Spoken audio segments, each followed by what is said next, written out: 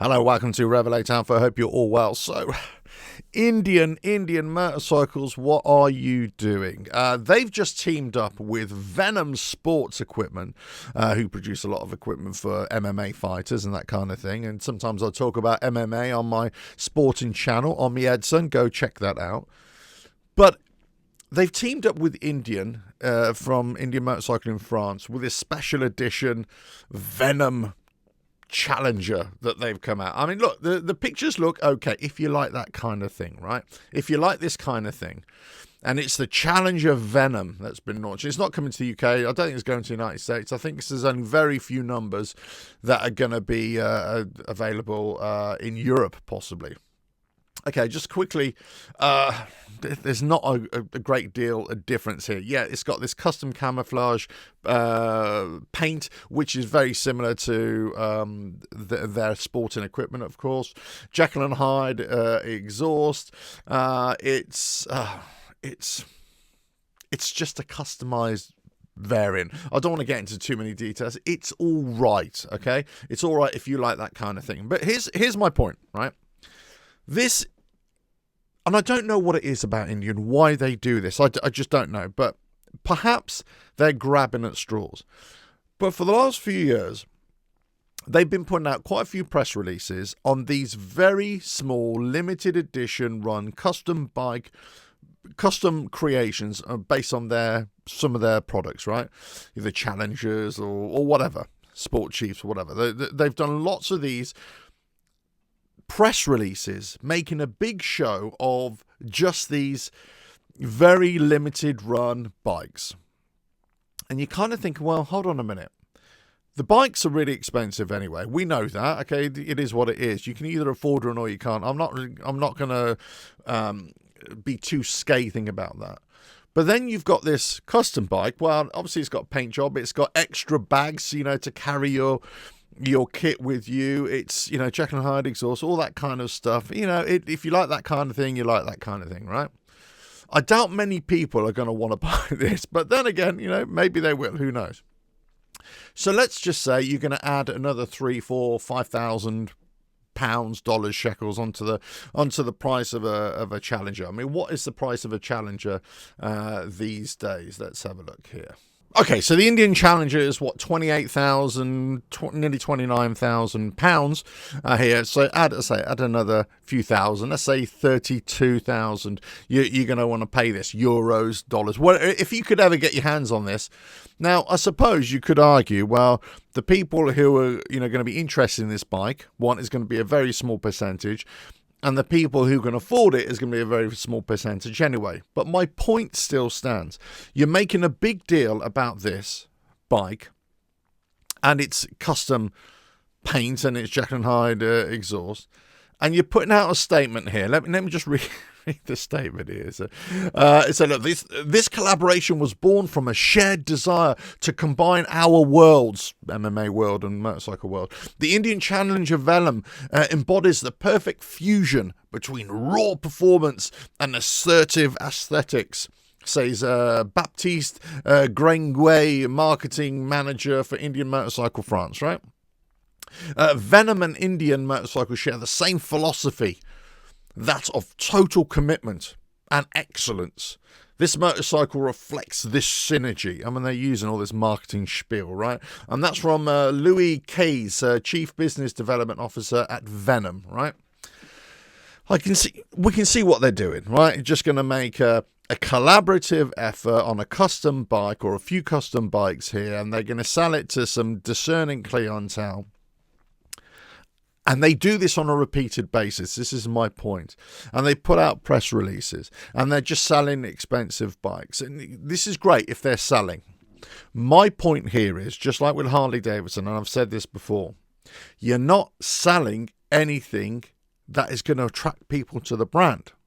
If you're in a bit of a transition period in terms of, moving away from Polaris and going on to Carolwood, then what are you doing? What is the idea here? What plans do you have in place to get new motorcycles, new products and to get people into the dealerships, because dealerships are closing. Some are starting up, some are closing. I'm talking on a global presence here. The United States are not doing so well. But they got exactly the same issue here with Indian as they with Harley Davidson. Expensive bikes are not being sold. Not in numbers, right? People are always going to buy expensive bikes, but not in the numbers. So if you're talking about, oh, this is Indian motorcycles, this is Harley Davidson, for example, you can't just stand on the name alone. You can't just stand on the brand alone. You've got to bring people in. Now, whilst this is cool, don't get me wrong, you know, I like a custom bike just like anybody else, and I like, you know, expressions of creativity. I love that. What I would much rather see is, in addition to this, bring us new bikes. Bring us bikes to say, like, Indian motorcycles are here with a new vision. We're going to come out with different types of bikes. Look, we're bringing in new crowd. We're going to try and get to new markets. You know, we're doing something different. Not be like Harley Davidson, but just do the Indian motorcycles thing. But to do the Indian motorcycles thing, you have to get people into the dealerships. You have to get people excited.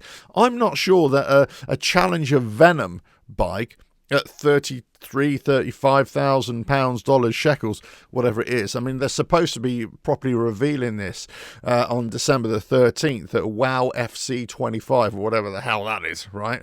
Madrid Arena in Spain.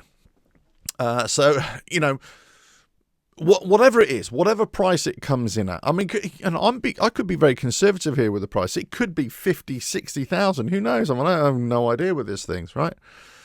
But if this is what you're doing on a repeated basis, not just with this bike, but on a repeated basis, if this is all you're doing, you're just bringing out expensive custom bikes that, you know, you might only sell 1 or 2 or 5 or whatever it is. And I've said this about Harley Davidson in the past as well, when they're talking about their icon bikes, your limited edition bikes.